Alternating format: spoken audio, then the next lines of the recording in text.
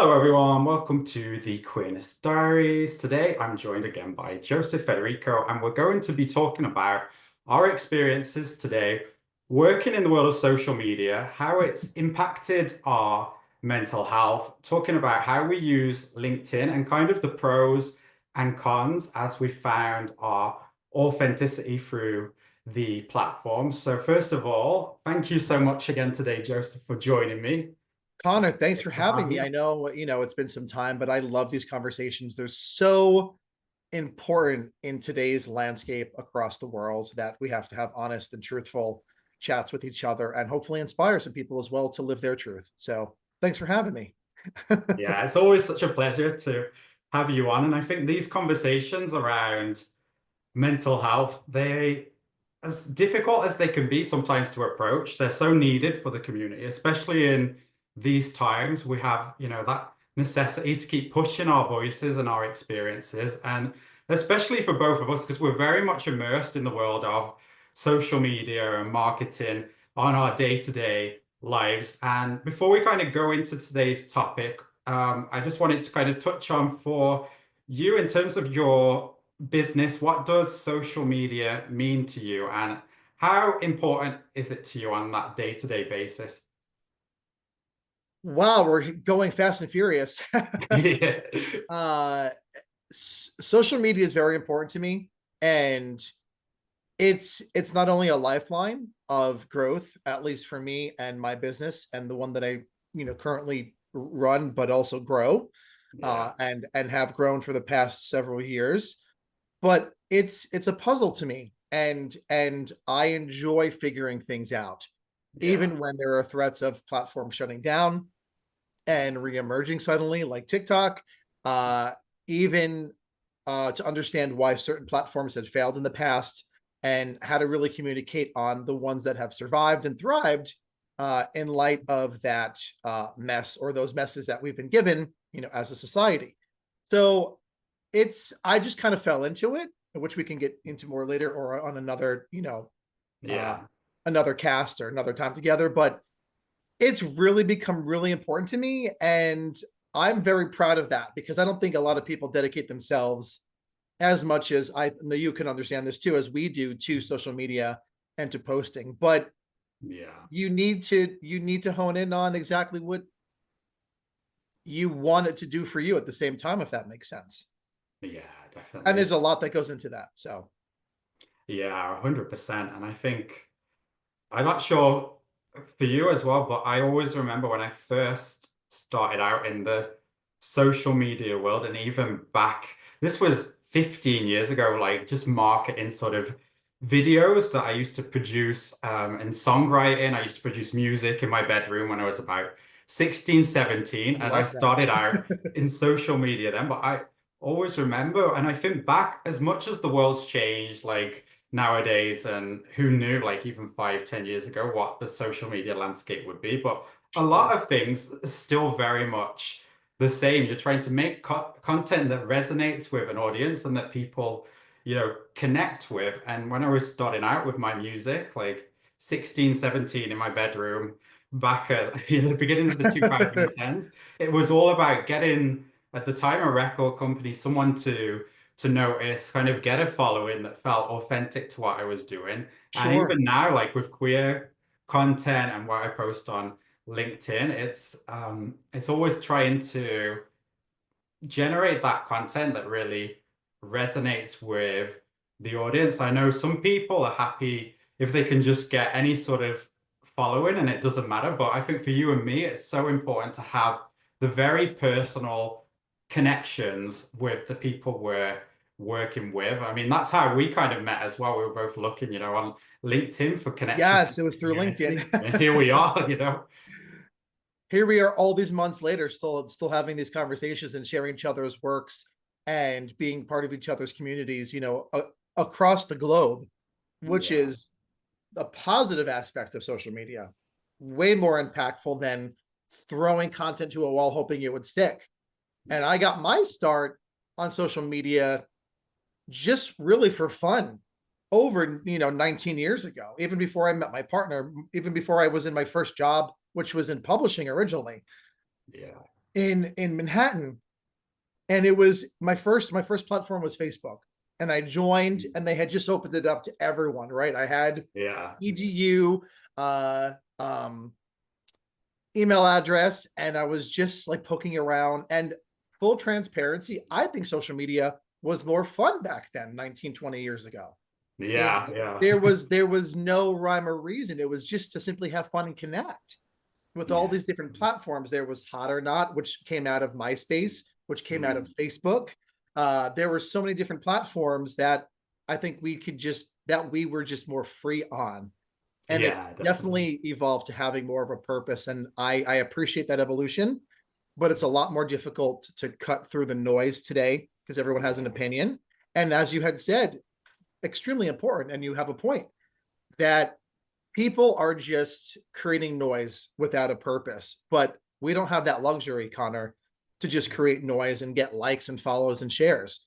We have to hit different audiences, especially in the queer communities, to resonate with and have them connect with us and build our communities quite literally brick by brick and social media post by social media post. And that's Yeah. not an easy feat. You think social media sounds fun. It's fun, but it's a job. Yeah. It's true as well. It's like it's all about finding content with purpose, whatever that is to you, and that it has to serve the audience, but at the same time feel authentic to you. I always say on LinkedIn, and everyone will say this, oh, they can tell when a post feels generated with AI or whatever it is. I always say Yeah, you can use AI as the canvas, but you have to be kind of the paintbrush that brings it to life with a human element. And you I think have for to. both of us now, it's like, especially working a lot in the world of LinkedIn and trying to reach people through that.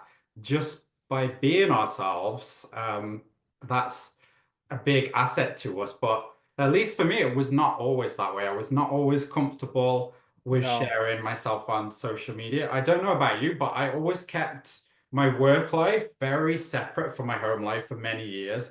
Even when I was working in the music industry at like 18, 19, I had a huge fear of people finding out I was gay at the time. It felt like a Yeah. very heteronormative environment where I was going into music studios and I felt like I could not be myself in that sort of Yourself. industry and I had to market myself. Even though I was never a singer, I was just behind the scenes producing the Sure. songs. And that Sure. sort of, it's funny though, those sort of things can stick with you when you've got and it's probably changed for you being able to work for yourself now, but when you've got people following you from the company, like your boss, teammates, it's like how much do you share on Yeah. social media? And for many years, I always kept everything very separate. So Yeah. posting authentic content was never an option for many years.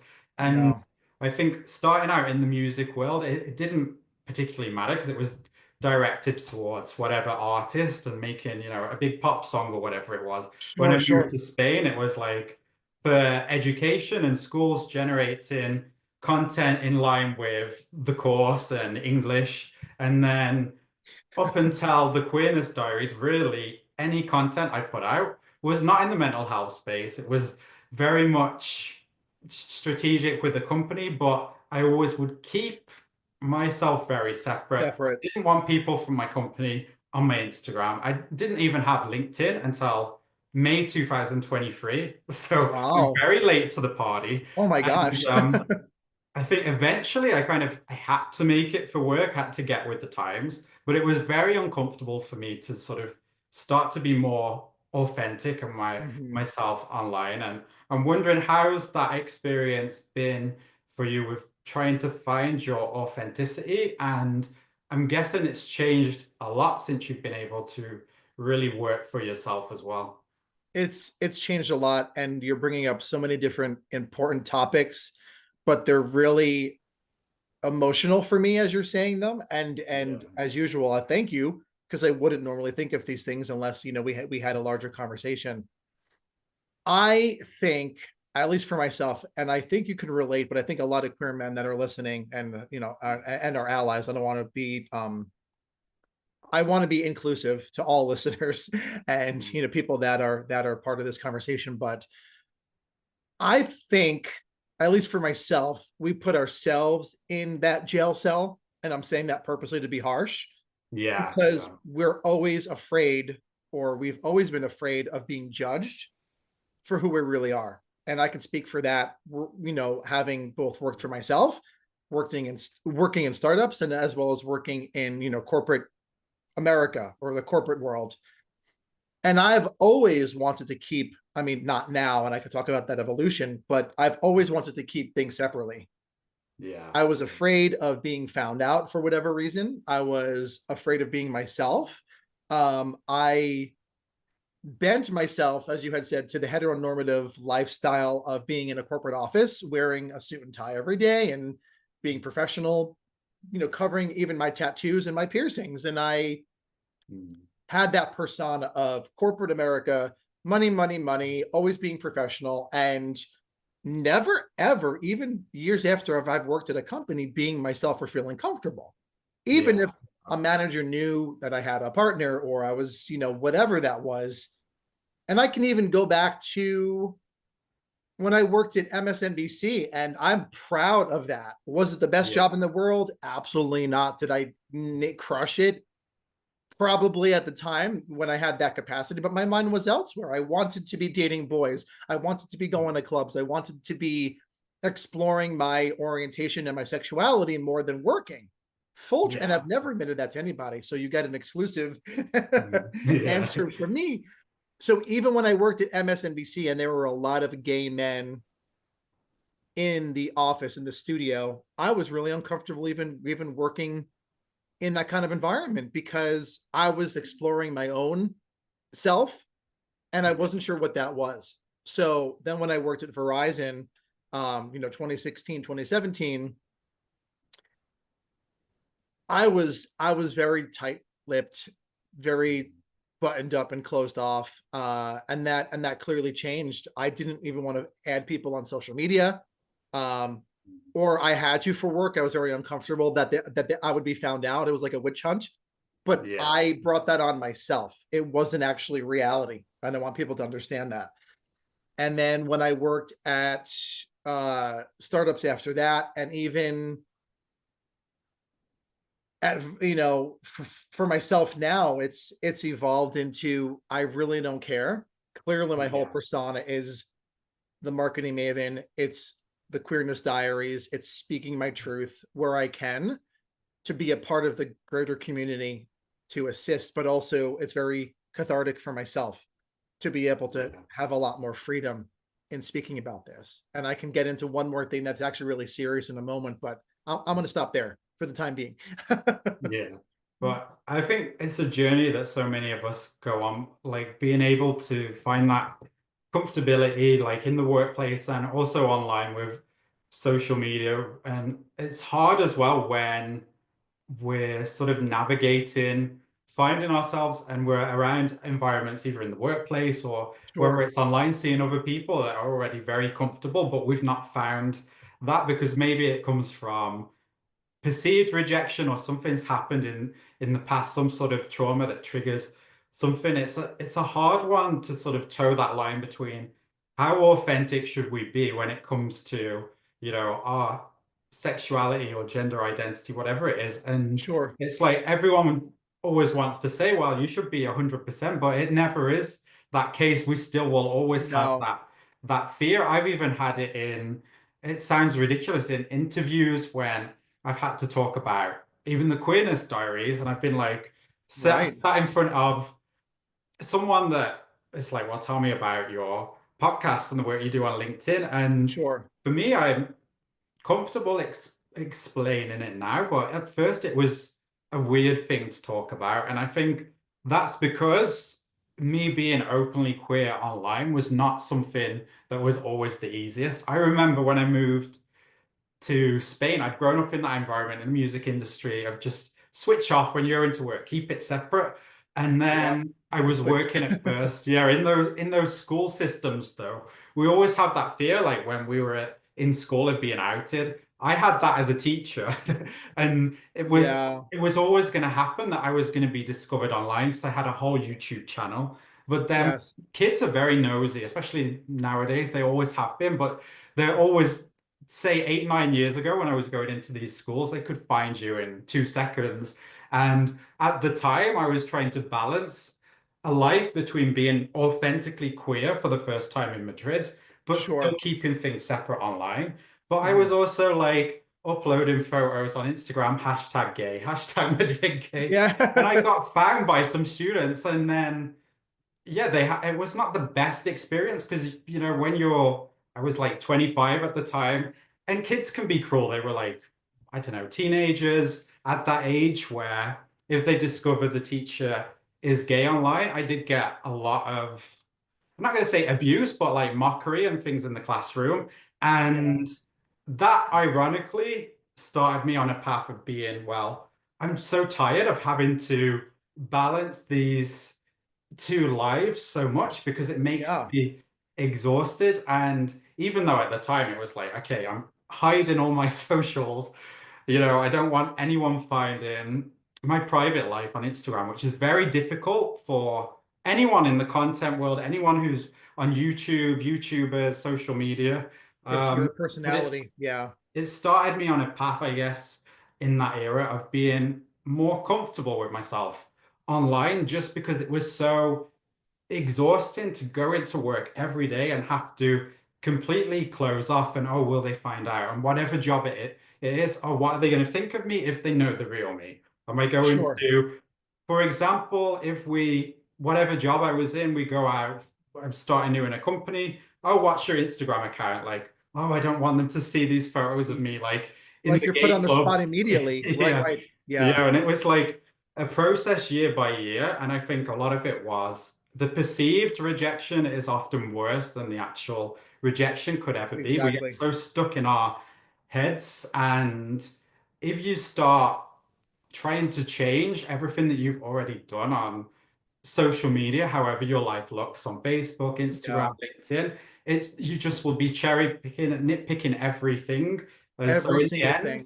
I just reached that point of here's me like my best and, and worst And sometimes. my worst, Yeah. And but that's a splice of who you are as a person, no matter which platform you're on.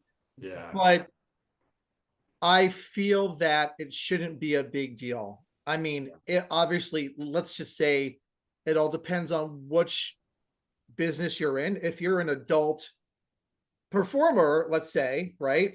Then maybe you want to keep those separate. You know what I mean? Yeah. If you're in a corporate world, if you're a teacher, and I support all of that. I'm a big proponent of be who you are, earn how you're ever going to earn your money and your keep.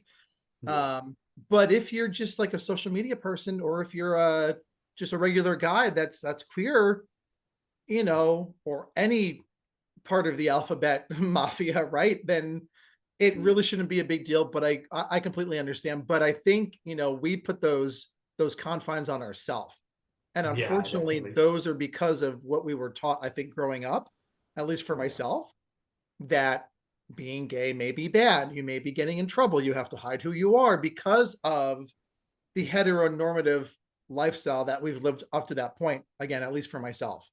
Um, Yeah. Yeah, so definitely. it's a fine line, Connor, and I'm happy that that you finally got on LinkedIn. So I'm very happy to hear Yeah. that we met because of that, and that you found your voice. But live your most authentic self, and maybe I'm coming at this from a completely different perspective because I do work for myself. I'm not beholden to a company, to a salary, to benefits, to society. I'm a lone wolf. And this is still very difficult for me to talk about because I'm learning myself about how Yeah. to be more of my authentic self. And thus far, at least for me, it's paid off. Yeah, So, definitely. Yeah, and you I know, think for whether you work in social media or not, all of us are trying to market an image online. And like people can say, I'm just being completely me. We're all creating how our yep. Instagram feed looks, who we follow, how our LinkedIn feed looks. And as much as people can say, I'm trying to put out whatever it is just to be real. We all have to market in some way because as soon as someone types your name into to Google, like they can find, Yep, phone numbers, they where can you've find you. worked, all these things, and it's like it's kind of scary in a lot of ways, but at least for us in social media, there's always the hope of having that connection. And for us as well, there's been so many positives to be able to use our platforms Yeah, on social media to connect with other people, whether it's, on LinkedIn or just, for me, primarily through YouTube. It reaches a lot of people. I get a lot of people reach out with sure. just even their stories or saying this really connected with me. But what's the sort of main positives you would say for you in terms of your business that it's had with social media so far? Just having the platform to be authentic, even within, let's say, the quote confines of always putting my persona first, Yeah, and I separate that a little bit between my two accounts on Instagram, yeah, where my personal is my business plus my personal if I'm going to a drag show or out for a coffee, but I always try to post with purpose. But my other platform is a mirror image, just nothing personal, if that makes sense. And I try to convey that across the other platforms that I'm on as well. yeah, But I feel like I'm always on, and that's not a negative. Uh, but I do have to draw boundaries in which, I feel I have to post versus not post and feeling the yeah, pressure. definitely. So that's not a positive, but it's not a negative. It's kind of somewhere in the middle. I just have to bring that up naturally. Yeah, But a positive is finding my tribe because of my reels. I know you're more of a LinkedIn, YouTube kind of person. I'm more of an Instagram, and I've yeah, really dedicated a lot of my life, to be honest, yeah, and my career and my education towards learning how to really connect with on a human level, even though yeah, yeah, it's presenting my persona, my professional business persona on Instagram, is connecting and people are noticing and yeah, saying, I would like to work with you. I don't even need your resume. I see your work. yeah, I love what you said about X, Y, and Z. Please be on my podcast. So it's opened up so many different doors. yeah, And I'm definitely. I'm getting chills talking about it, which means it's very authentic and in what I'm saying, that I can't speak, more positively enough about the positives of having a platform to speak my truth. Yeah, And it doesn't definitely. have to be perfect. COVID changed all that, Connor, which, we were just talking about this in the green room. Yeah, yeah, COVID flipped everything on its head, including social media and how we connect with different people. And that's what I'm seeing um, in the growth of my business, is just that true authenticity, no matter how it comes out or what the intent is. Because once it leaves your mouth, you can't control how other people perceive your content. Um, yeah, so definitely. Yeah, and that's a big one for me. Yeah. yeah, and I think for you as well, it's like they always say that quote, like authenticity is winnable, and it's really been the case for you because you're doing something on your own terms. You enjoy doing it, and it's such a relief having that corporate background in the past and having the transition for you being able to work and connect with a lot of people in Yeah.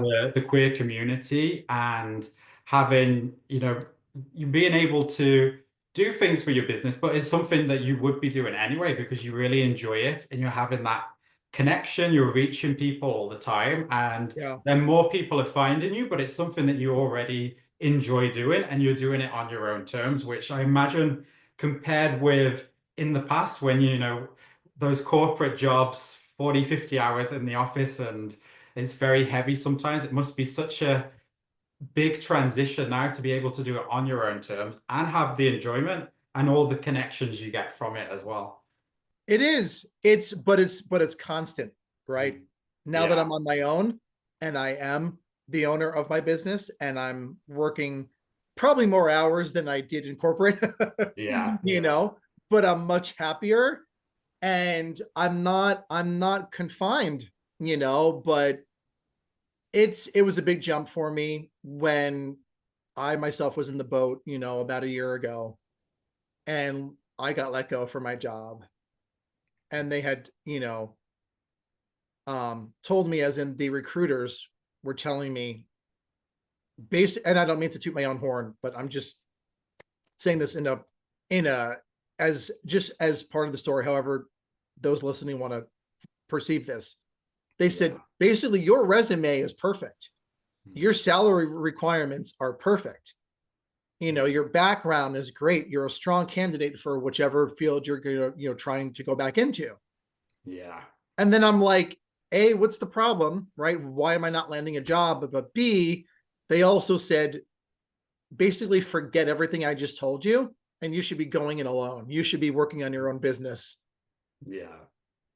And that was a big eye opener to me. I was very afraid to bite the bullet and proceed with going in alone. Yeah. Has it paid off? Absolutely. Do I want even more? Absolutely. Do I want to change the world, as I say in my social media, one social media post at a time for the community? That's more of my mission now than it's ever been. Yeah. But I can speak freely, or more freely, as a queer man in his 40s. I don't look it, I know, but you know what I mean? It's a real it's been a hard but unique journey, and I wouldn't change it for the world, Connor. But I wanted to go back to one thing and kind of flip the table, you know, on you. When did you really feel the most authentic with your content? Because you're very verbal and vigilant in posting about the queer perspective.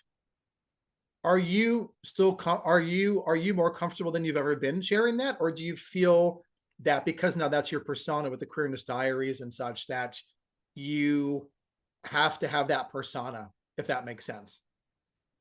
Yeah. I think for me, what's happened as well through the years is even not just with the queerness diaries, but for me, because I've worked in these roles where although it's primarily been in the content and social media space, Mhm. I have had, that environment in the school where I was like struggling with my authenticity. I always Sure. struggle when I was in the music industry. At this point, I'm very much, because I'm in that process now where I'm planning to sort of pack up and move again with starting a new chapter this year. I really Yeah. want to make sure that the people that surround me on my LinkedIn platform, as I find something new in the creative industry, that I can fully be myself and walk into that job from day one, and they know exactly who I am, what I bring to the table and it's not just content for me, it's like being able to talk about mental health and the queer community is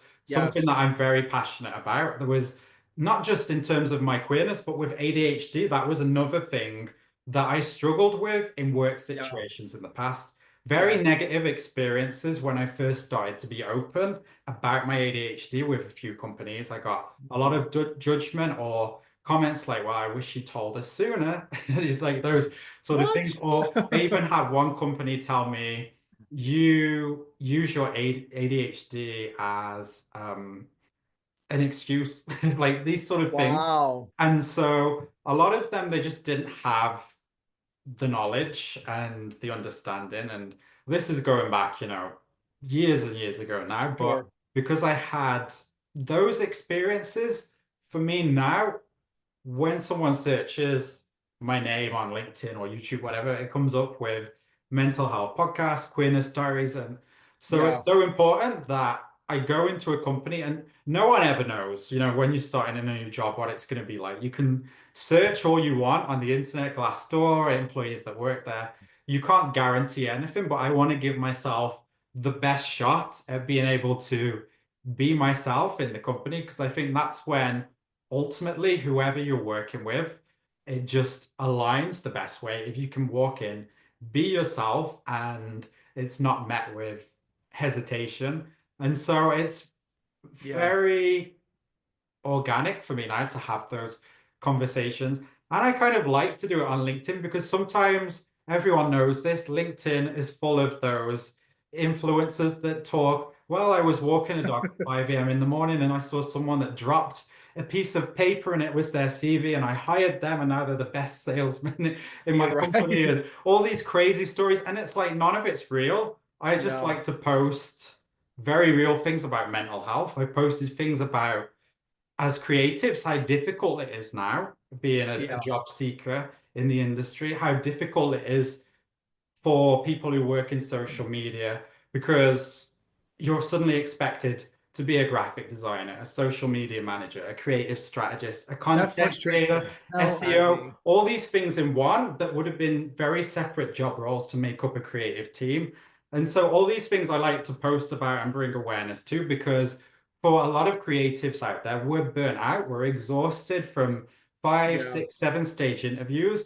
And what we've done already, it should show. Like for example, I think when someone visits my LinkedIn, YouTube, it shows exactly what I do, what I've done already. Yes. And a lot of Yes. people in the content will feel the same that until 2, 3 years ago, we were very much able to be ourselves and that was enough. And Yeah. nowadays it's changed a lot. And there's a lot of, unfortunately, very grabby companies and people that try and extract free work that get you to do business Oh, cases and things just for the maybe promise of getting to a next stage of an interview.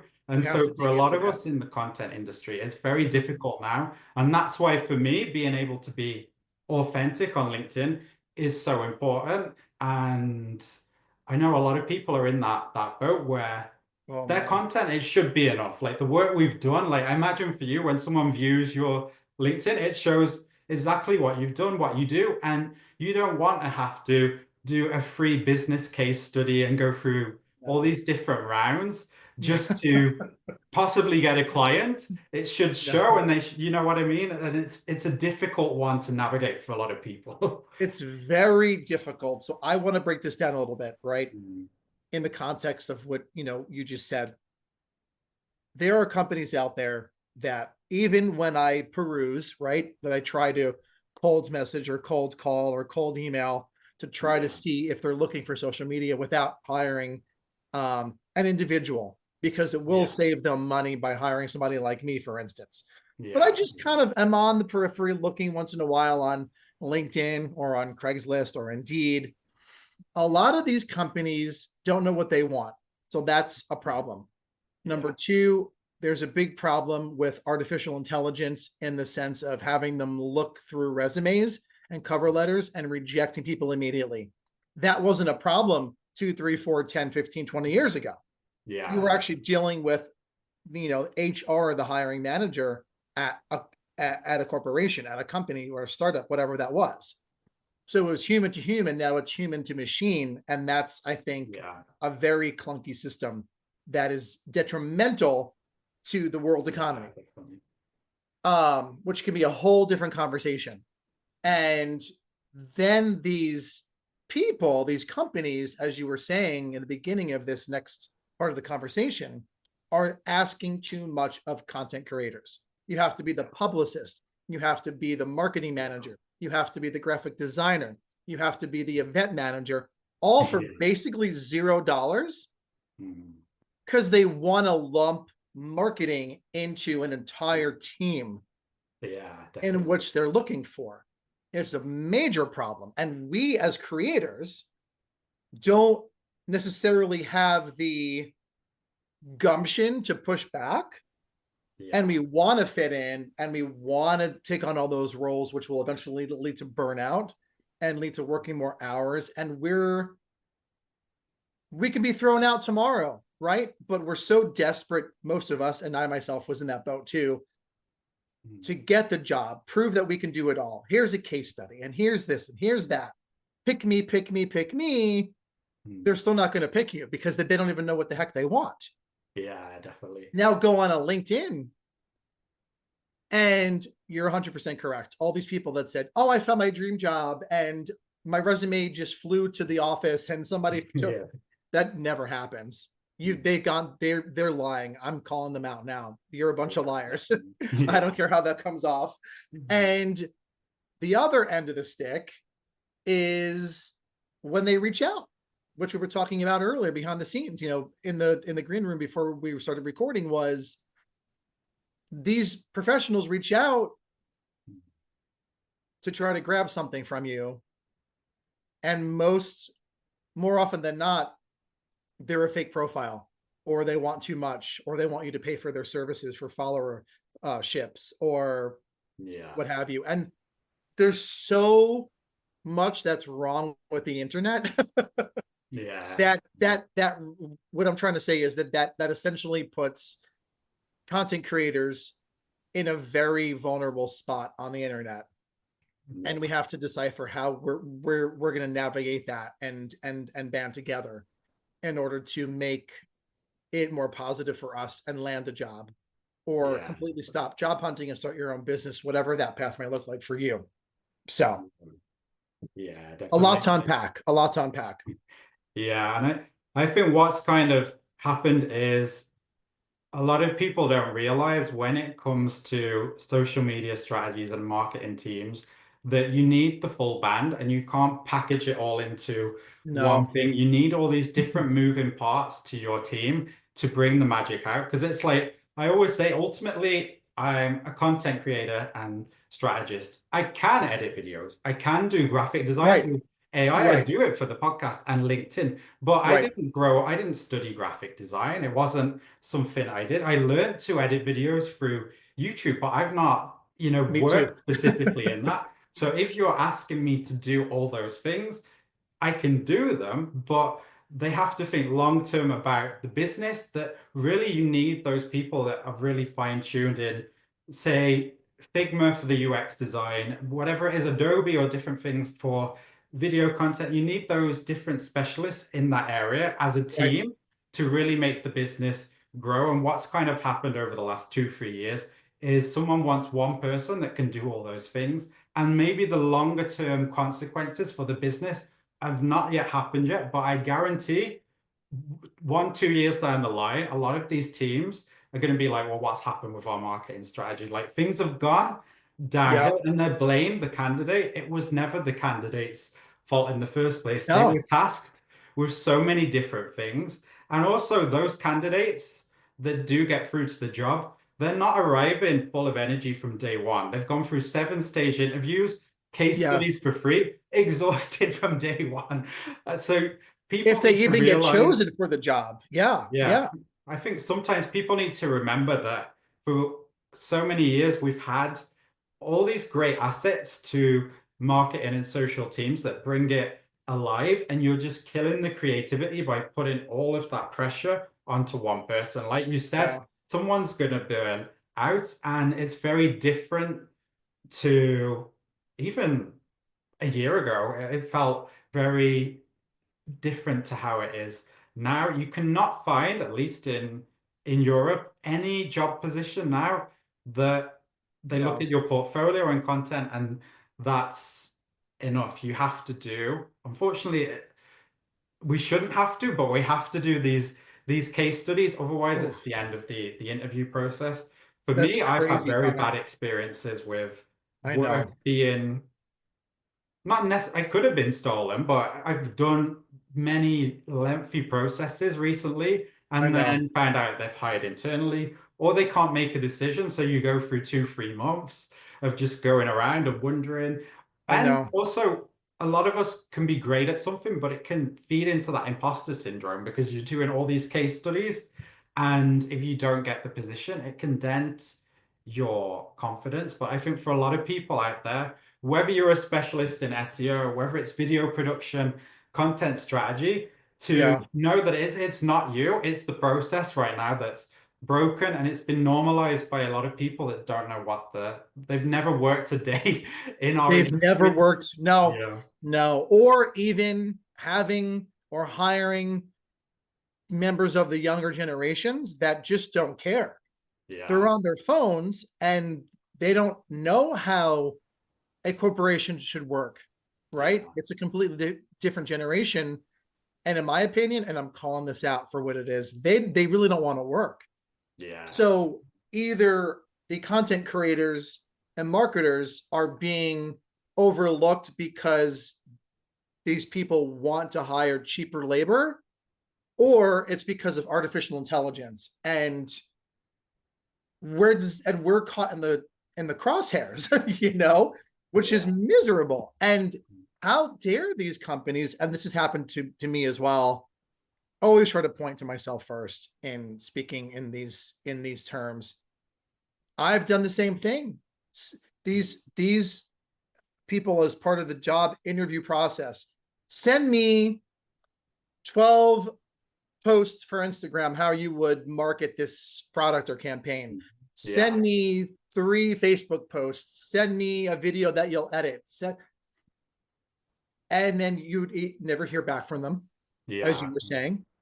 And they probably stole my work. And now I can't do anything about it legally because there was no contract. It was just an interview process. Yeah. Or, you know, I have to go through another 2 or 3 or 4 months of different and several rounds of the same thing, Yeah. and without an end in sight. And that can be very frustrating.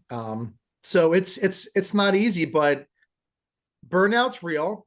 And I was just thinking this as you were saying, what you were saying about that is, even when I worked at Verizon, right? I had a great job and great benefits and great this and great money. Working over 60 hours a week, they couldn't care less.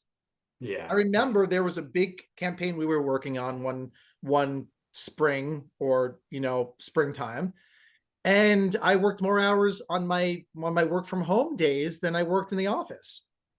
Missing dinners, missing birthday parties, racking my brain on trying to be creative while sludging through the burnout, because there were so many demands on me for that specific part of the design process, for instance, or creating these decks or these slides for this large event, this global event.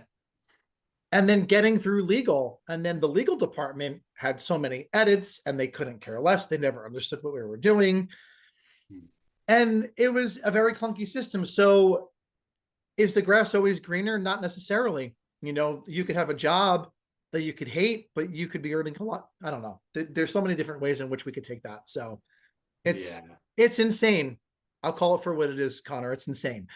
Yeah, definitely. And It's I think not. what's happened as well is the social media as well. It already distorts our view of success and what we're doing. And so a lot of these processes can cause that doubt that we're all Yeah. susceptible to, but it's realizing our worth and what we've done and making a stand to say, look, this is what I've done and I've created, and I'm really proud of this. And Yeah. it is difficult though, I think, with the social media landscape now, with how it does skew our view of success. Because I say sometimes, even with posts on maybe LinkedIn or certain videos I've posted, and maybe they don't do as well as I expected.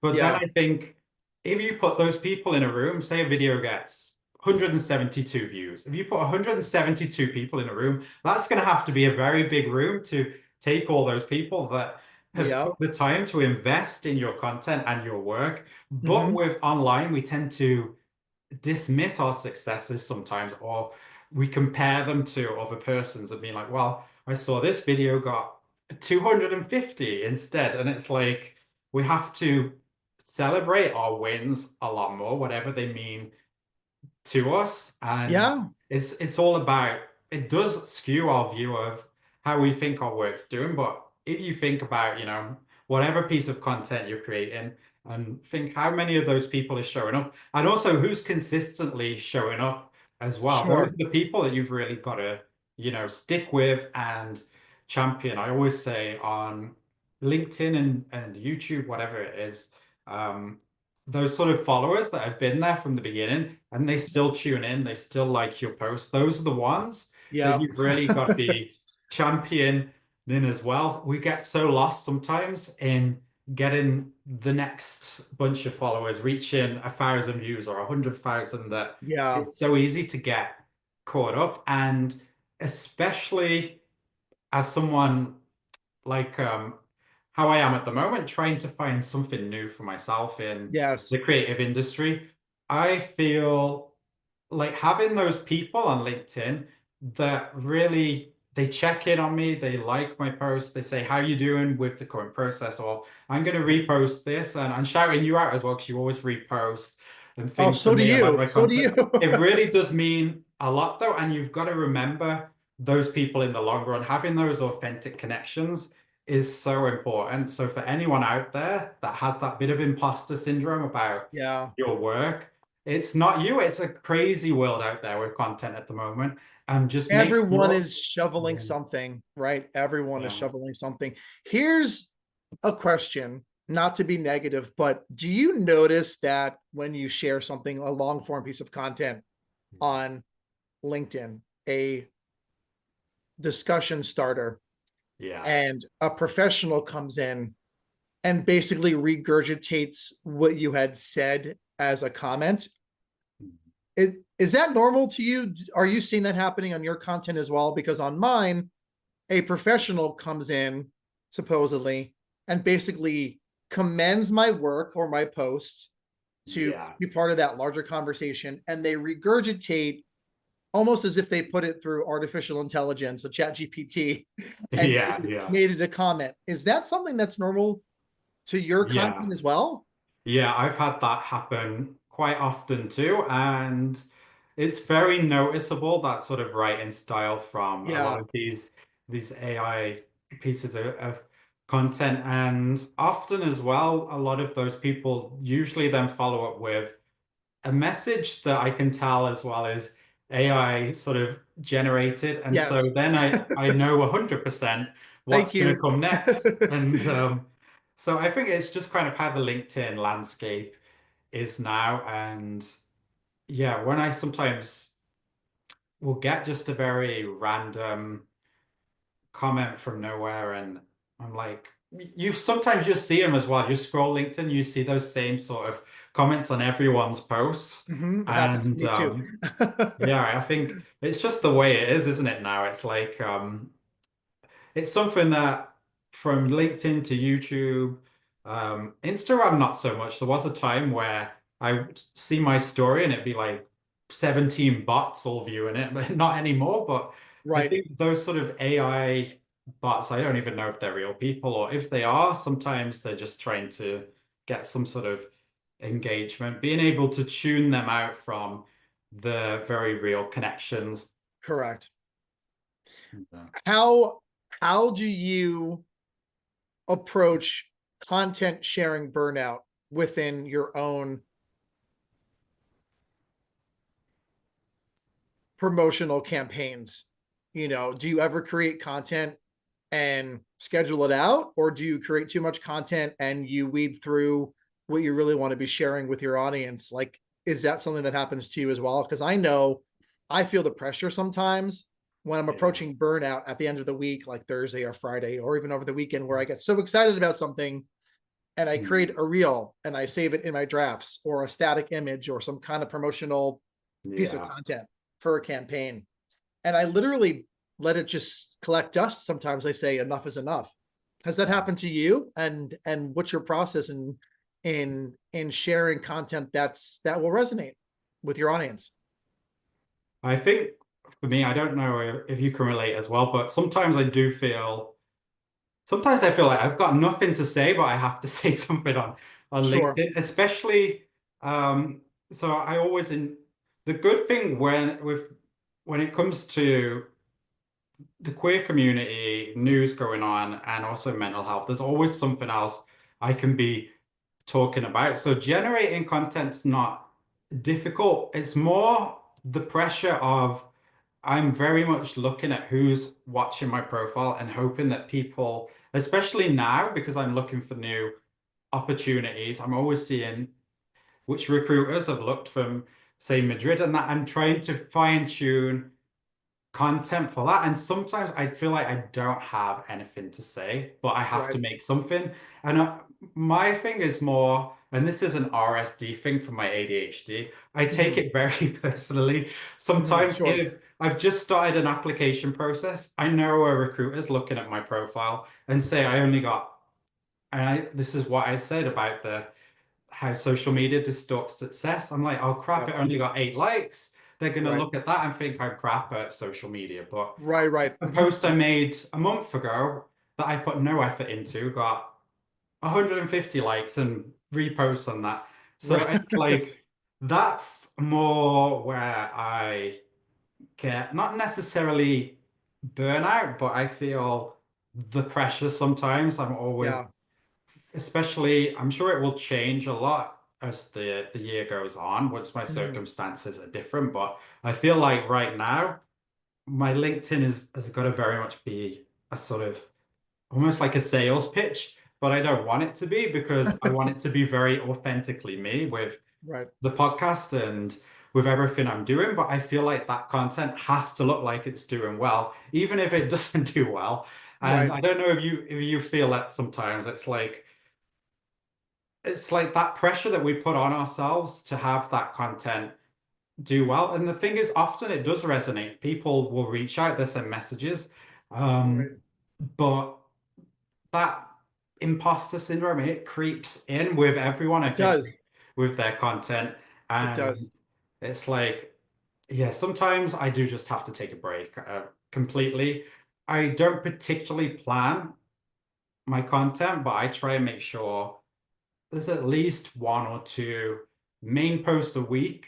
The Yeah. other posts that I make will often just be spur of the moment things like, oh, I had an idea, or this is something that Yes. I need to Yes. talk about, or something's just happened on the news or in the queer community that I feel is important to share. Or even I've just, probably you've had this sometimes, you've been creating something, we're using AI designs and all these things, and it's like, oh, I just want to share that because this is really cool. Yeah. But if I try and schedule it too much, then I don't enjoy it because I feel like I can't be Yeah. authentic with it. Yeah. I can relate to everything you just said. There are so many different levels of creativity mixed with imposter syndrome, mixed with excitement, mixed with burnout. And a lot of the posts that I shared, not for my clients, because that has to be strategic, Yeah. and literally their businesses and their successes are in my hands, which is a lot of pressure for, you know, for a business Yeah. owner and a content creator. But for myself, sometimes content slips, right? You don't post as much as you may want. Or as you had said, sometimes you want to, sometimes you overpost. Everything that I see, also being a pop culturist, you know, Yeah. how can I relate? For instance, a piece of content, full transparency, that I created was around the new season of White Lotus.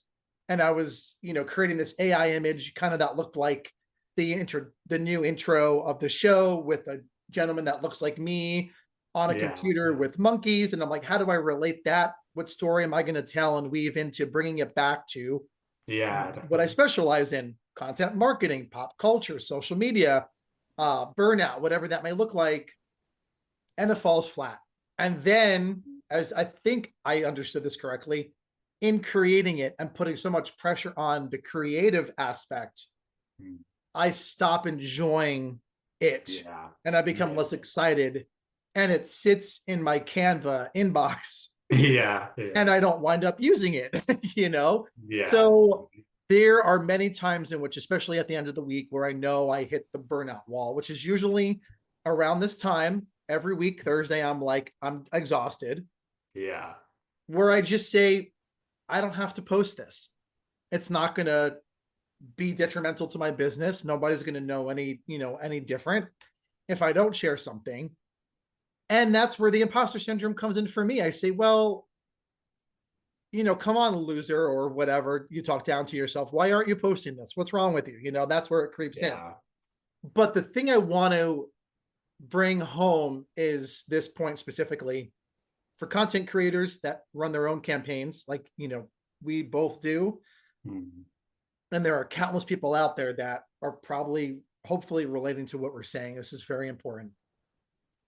Post your content knowing it will be evergreen. Yeah. Don't bring it to a certain time or place, uh, specifically in history, or don't pinpoint it specifically to anything that's too specific.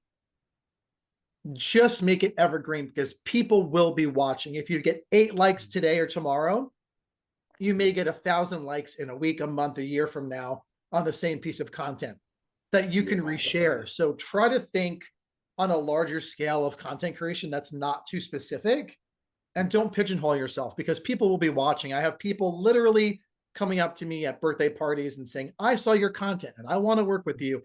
And I'm Yeah, like, that's amazing. Yeah. what? Like Yeah. you saw my content?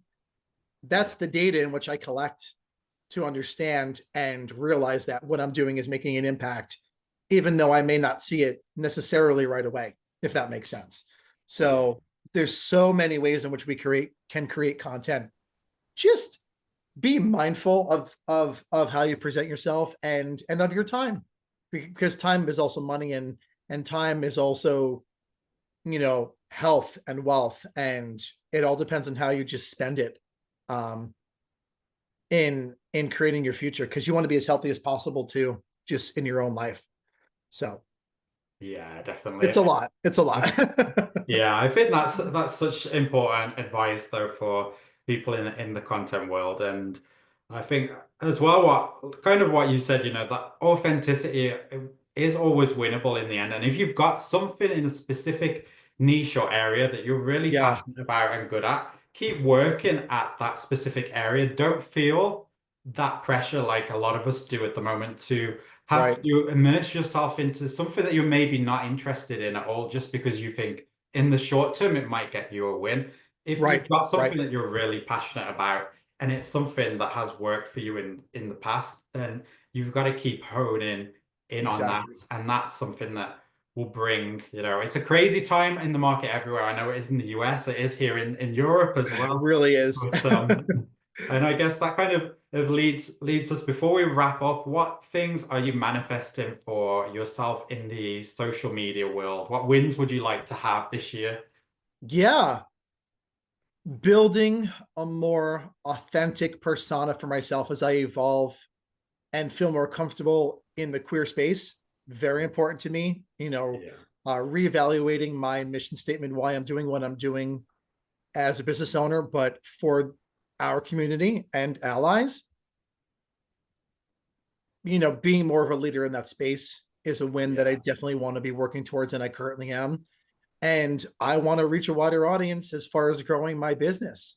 I am evaluating that data that's, as I had said, that's coming in and being reported to me, even when I'm Yeah. out in public, knowing that I'm making an impact, and I do, or I project being a cut above my competitors, because I Yeah. am human. I am authentic. I do have a voice, and I want to continue to hone in on that. So that's very important to me. So how Yeah. about how about yourself? What are some wins in the content space that you'd like to take care of this year?